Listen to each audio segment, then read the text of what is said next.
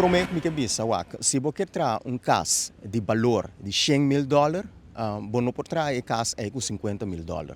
Então, se você dá resultado com X valor, bom mestre invertir também para o que trata e trabalham gasto para o trabalho para receber o resultado aí. Vou avisar agora, na minha opinião, o governo não tem sem, essa não é a minha opinião, essa é a qual me atende 2 semanas passadas, de uma reunião que me estava com o representante da OLB, em conexão com a petição para o contrato com nós que estava em processo, mas com o bululu, com a turbulência na nossa governação, para o período de governação aqui, coisa que está estancada, ou tem que começar de novo, e nós atende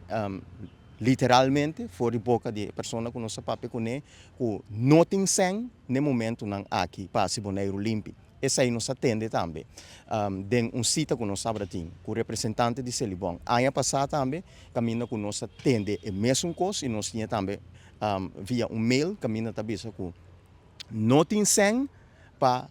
cooperar ou ajuda para Hasi e Isla Limpa. Então, está hecho não que nós atende, que está guardado bisa, nós também, nós lesa também, que agora aqui é deputado de Finanças, a senhora Mohamed Yunus, tem que entregar algum custo ainda prometo de Juni para o que trata a situação de aprovação de presupuesto. Essa não há aprovar ainda do de meneer Erik van der Burg, para motivo que tem certo custo ainda começar a añadir e essa aí tem que assim promete de Juni para assinar por acordar o pressuposto que arriba mesa no momento aqui e nossa papia com concejal também ela visa nos mesmos coisas que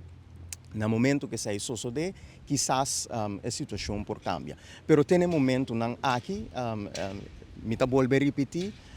nos atende diretamente fora de boca de funcionário de Celibon fora de boca de funcionário de OLB que não tem sem para